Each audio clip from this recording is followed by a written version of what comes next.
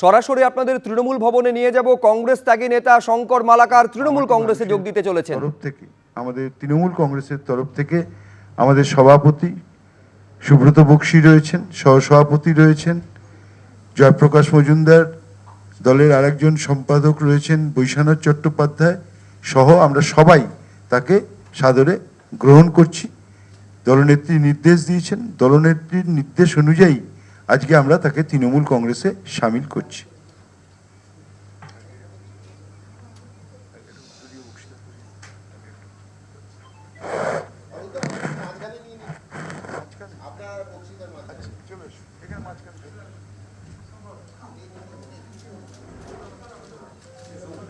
সরাসরি দেখছেন তৃণমূলের রাজ্য সভাপতি সুব্রত বক্সী তৃণমূল কংগ্রেস দলে স্বাগত জানালেন শঙ্কর মালাকারকে।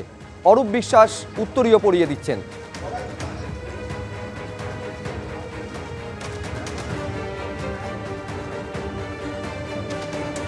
বিজেপির বিরোধিতা যদি করতে হয় কংগ্রেস থেকে এই বিরোধিতা করা সম্ভব নয়। কংগ্রেস ত্যাগ করে এই কথা আগেই জানিয়েছেন শঙ্কর মালাকার। এবার তৃণমূলের দলীয় পতাকা হাতে তুলে নিচ্ছেন কংগ্রেস ত্যাগী এবং তৃণমূলে যোগদানকারী শঙ্কর মালাকার।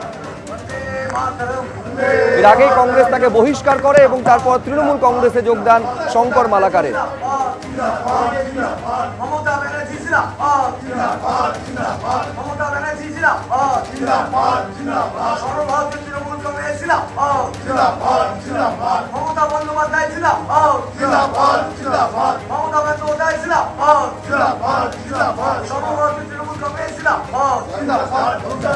মামাটি মানুষ জিন্দাবাদ, মামাটি মানুষ জিন্দাবাদ, মামাটি মানুষ জিন্দাবাদ।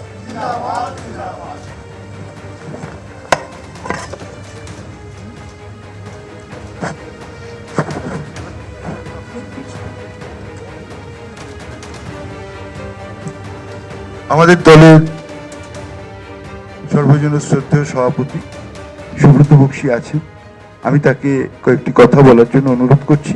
তারপরে আজকে শঙ্কর মালাকার দীর্ঘদিনের কংগ্রেস নেতা, আজকে তৃণমূল কংগ্রেসে জয়েন করেছেন, তিনি তার বক্তব্য রাখবেন। তারপরে আপনাদের যা জিজ্ঞাসা আছে তিনি উত্তর দেবেন। সবাই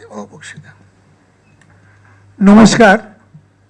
রাজ্য তৃণমূল কংগ্রেসের পক্ষ থেকে সর্বোপরি আমাদের শ্রদ্ধেয় নেত্রী শ্রীমতী মমতা বন্দ্যোপাধ্যায় অনুমোদন ক্রমে আজকে শঙ্কর মালাকার দার্জিলিং জেলায়, যিনি 15 বছরের ওপর প্রায় 20 বছর সভাপতি ছিলেন এবং দুবারের প্রাক্তন বিধায়ক, তিনি আজকে অন্তর্ভুক্তি হয়েছেন।